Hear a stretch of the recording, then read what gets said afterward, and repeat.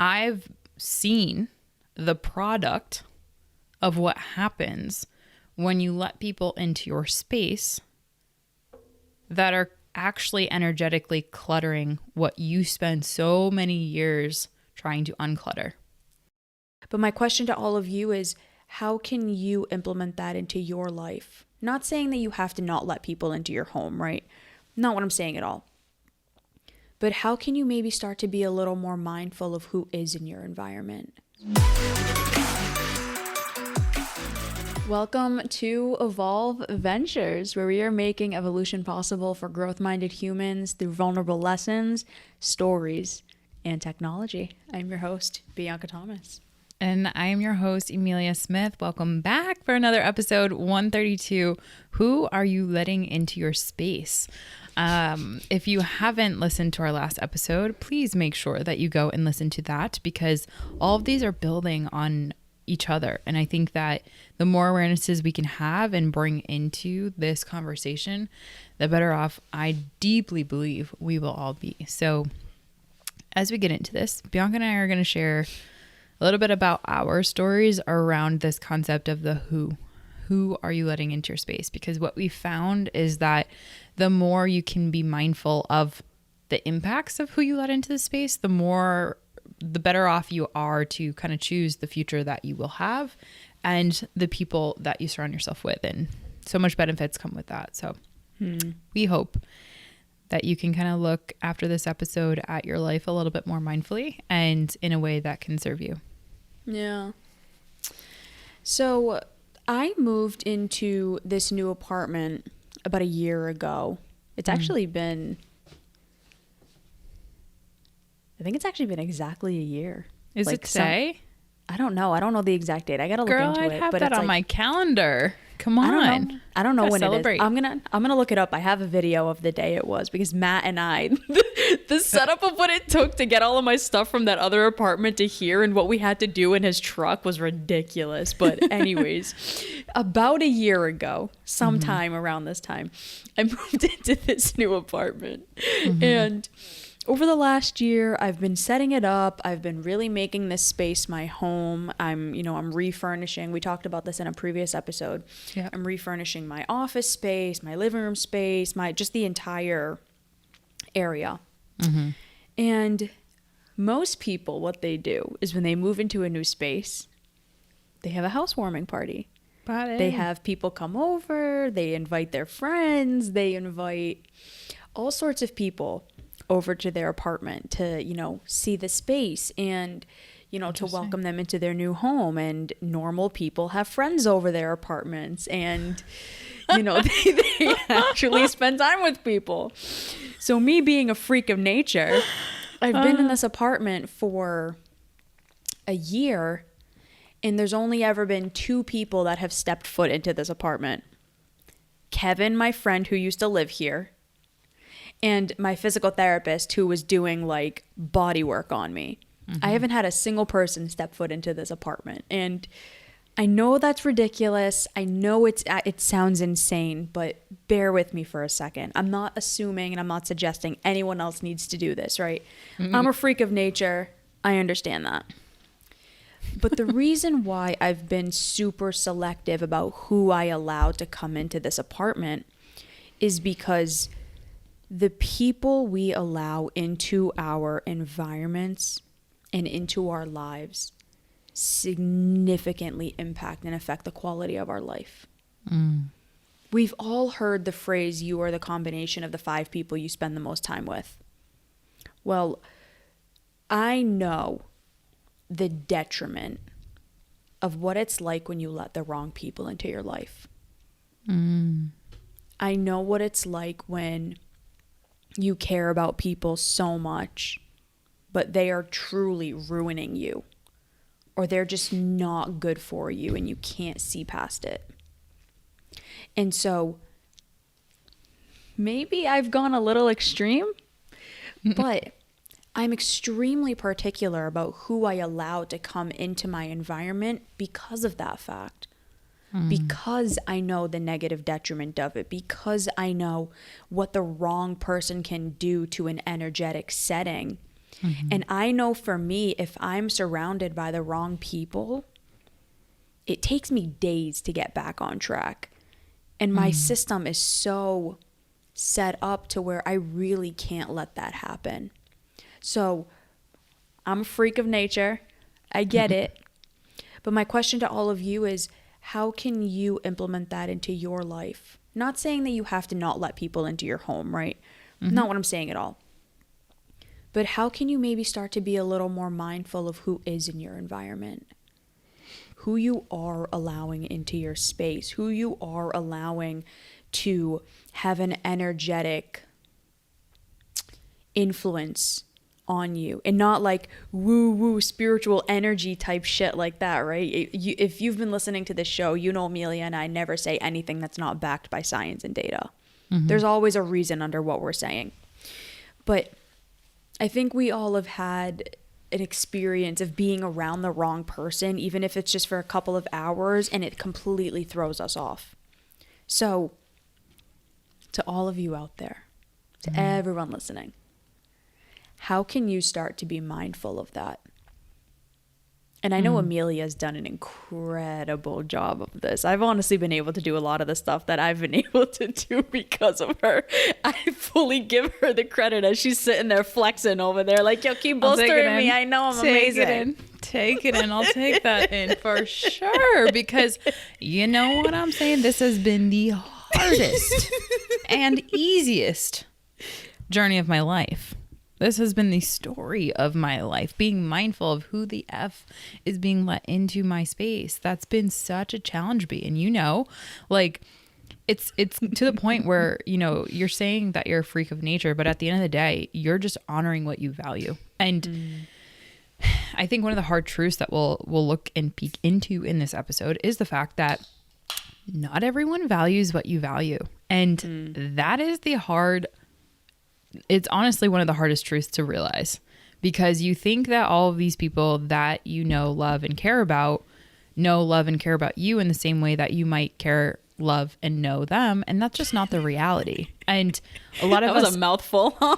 Yeah, but like at the end of it, like we are distorting our own reality to a drastic extent nowadays, where we'll let people into our home, and also we, not actually meaning me, because I have boundaries around this, we'll let people into our home without having any acknowledgement over the fact of what their presence, what that does to the state of the home, what that does to the state of the space. And I'll give an example. So I know someone who has, you know, for so long very much preached how important it is, if you hang out with people that don't make good choices, you will eventually also not make good choices. Because why? That saying, it's a saying for a reason. You are the sum of the 5 people that you spend the most time with. And that is actually a scientific fact, because our decision-making paradigms are influenced by the social group that we surround ourselves with, the time that we spend with those people. And for someone who says that, you know, if you hang out with people that make poor decisions, you'll start making poor decisions. It's always baffled me when those types of people say that, but yet they're okay letting people who have done terrible things to other people, terrible things in the world, into their home. So I've actually experienced so many people reduce the standard that they hold for themselves because of this distortion of their reality that they want to live in, that people are actually better than their actions, that people are kinder and value these things that they actually don't. And I'll give you a crazy example. For someone who caves in a female's face after an argument, they're actually not a good person, right? They might be, in theory, a good person, but I'm sorry, when you get to that extent, there's a lot that's underneath that. Now, good person, bad person. I'm not like, let me rewind on that. There's so many people that have this love of around forgiveness and of making sure that just because you did one thing doesn't make you a bad person. But where do you start to draw that line with respects to people and their choices, right? So I think that one of the things that we're very afraid of as human beings is actually drawing a line around what you value. if you value human respect and believe that people should have their own dignity, and if you value positive choices, then the people that you surround yourself with, do they also value that? Or are you letting people into your space that don't actually make good choices? So essentially, rewinding that forward, I've seen the product of what happens when you let people into your space that are actually energetically cluttering what you spend so many years trying to unclutter, which is your mental health, which is your values, which is what actually makes you happy, aligned, fulfilled. And I think that this is one of the things that, you know, a lot of people will have these housewarming parties, all these parties to get together with people that they actually wouldn't ever spend time with. They actually wouldn't ever call in a crisis, you know? And I think that this is one of the biggest lies that I feel like a lot of people get into of, well, I need to have them over because society or culture or whatever says like, this is what we do when these things happen. When in reality, like using the housewarming party for an example, it's like, what is the actual purpose of that? Like, what is the purpose? If you were to ask, you know, you're going to have these visitors over, you're going to have, I don't know, friends over, like, what is the purpose of that? And what is the consequence of that? I think that we're not asking that question enough. What are the consequences of having someone over that doesn't have any goals when you're someone that's very goal oriented? What are the consequences of that? And if you want to be naive and slip into the fact that like, oh, well, you know, if I spend time with someone that doesn't have goals, but yeah, I'm trying to reach goals, that's not going to impact me. I'm not going to wear off on me. You're wrong. It does. I'll tell you from first-hand experience. Yes, it does. Yes, you it does. are wrong. You can't outwork a negative environment. It just is what it is. I tried it. Believe me, I tried it because I tried to convince myself that you can, if you're disciplined enough and if you're just determined enough, that you can be the example and you can help those people to grow. The truth of the matter is it's not true. You either lower your standards for what you believe is best, or you have to leave. Yeah. Like, and so I did multiple times. Same. The amount of spaces that I've not gone into is just as equal as how many people I've not allowed into my space. Yeah. And, you know, this is obviously probably more of a hardcore episode than I think we initially intended it to be. Very much so. I'm like, holy shit. Yep. Went down deep. Might have face planted. That's okay. But at the end of the day, I think that this is a real concept that a lot of people don't talk about enough because it is so taboo. And because people won't be as bold as we just were to say people are lowering their standards. And I think a lot of the fear that drives that is the fact that there might be a belief that if you were to not lower those standards of how people treat you or how they come up and into your space, then there might not be other people that can step into that role, if you will, in your life. And they might not be in a capacity that's even more aligned than those people that you want to let into your space. And that's just a fear that's driving that is no longer true and no longer valid, you know? And what I mean by that is like, if you just like look at like your friend group, right? The people that you, out of convenience and out of history, spend your time with on the weekends. You know, I can't tell you how many clients I have right now that look at their friend groups and they look at them and they have such a hard time admitting the fact that they actually don't have goals. They're not working towards anything. And yet they're still allowing them to influence them. The people that want better for their life, that are actually trying and putting in the work. Why is it so hard? Because you're letting people into your space, your energetic space, your mental space, your emotional space, your heart space that aren't working towards those things.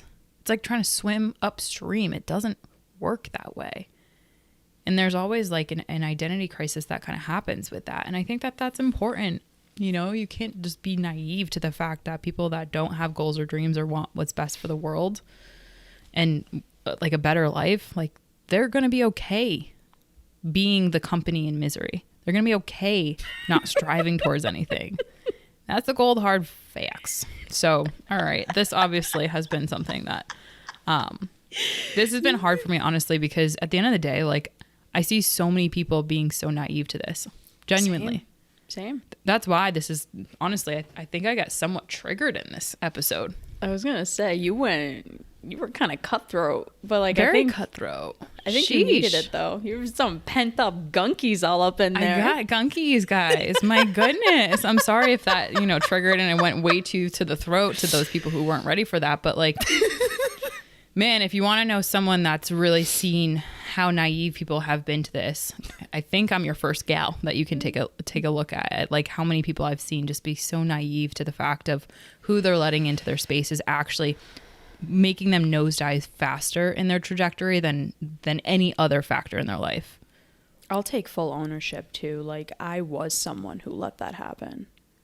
I know what it's like when you get blindsided by love or by connection or by a previous bond of how you can mislead yourself and then get so thrown off track.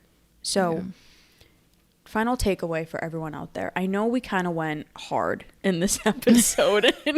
I apologize for the hardness. No, I don't think there's anything wrong with it, Em. I think it's... But it's truth. I think our passion is showing because of how much we've both been negatively impacted by this personally and seeing other people do it. So I think the final takeaway that I would give in this episode is... I know it's hard really looking at the people in your life and assessing them because we want to believe everyone is a good person. Yeah. We want to believe that everyone has our best interest at heart. Mm-hmm. And the hard truth is that it's just not true. Mm-hmm. Not everybody truly wants what's best for you, disregarding themselves. Mm-hmm. Keep the people in your life who do. Who want you to be amazing regardless of what it means for them. Mm-hmm. So like I have a friend, Katie. I love her to death. I never see her. I maybe see her once a year. Mm-hmm. But I know she is genuinely somebody who wants nothing but the best for me. And the fact that we can go without seeing each other for a year and then we see each other again and it's like nothing has happened. Like, it's like no time has passed. It's because she knows what I'm trying to do and gives me the space to do that, even though it means we don't get to see each other often. So who are the people in your life like that? Who are the people who genuinely want you to be happy and to be successful and to be fulfilled? And go out of your way to spend more time and invest more time with them and build those relationships. And maybe start to take a step back from the people who don't. And the challenging part is a lot of it is going to be your family and your closest friends. And that's why I think this is so triggering for Emilia and I, because we had to go through it. And we know how hard it is. And we don't want you guys having to feel the pain of what we went through. Yeah. What's interesting is I'm recognizing in this moment, unless like so many people have wanted to come into my space, like whether that be metaphorical or talking about my successes and all that stuff, because that's made them actually like conversational worthy in their circles that they exist in, because they know me. They know that I'm always reaching goals. I'm always succeeding. Anything that I put my mind and heart to, I'm achieving. Right. And so like, I'll give a brief example of like the marathon. I did a pick up half marathon with Alan. And as I kind of wrap this up, I'll use that as a straight example because more people were excited to talk about that, my success around that and his success around that, than I've ever seen anyone ask about my entire life's work. And so why would I let people into my space if they genuinely aren't as interested in some of the day-to-day things that really deeply matter to me? When this just pick up half marathon was something that was so not as important. It was just like another jump in the road, right? So like being mindful of If people are attached to your success and your growth because of what they can tell their friends and what they can tell other people that they talk about, yeah, cool, that's something. But like, be mindful that they're in your life to kind of feed off of that, not necessarily to contribute to it. And so my final takeaway with that is being very selective, like you had said, B, about who you're letting into your space, but take that one step further. Be mindful of what space you're actually talking about. It's not just physical. It's also emotional. It's also spiritual. It's also very mental. And be mindful of who you're investing into in that regard, because I think that there's a lot more people that are probably sucking the energy out of you and your space and what you work so hard to create than they probably are contributing to that. So if that's the case, you're not alone. And to bring this up on a high note, it's okay to love someone and not love your relationship. We have a podcast suggestion number 67 is a great one to start to first admit that you might love someone, but at the end of the day, you might not love that relationship. So how can you work towards maybe creating space and not letting them into your space, be it emotional, mental, physical, spiritual, as much as you once did before? Bianca and I have had to go through that. It's a process. It's not easy. And sometimes it really doesn't feel super good, but it is so beneficial on the other side when you realize how can you do that in an aligned way that makes sense and works for you. Mine is 104. Key players for your optimal A game. Whoop. All right. Solid. Thank you to everyone listening. We hope this was helpful. Sorry if we chewed your ear out. And we will see you next time. Bye, everyone. Bye, everyone.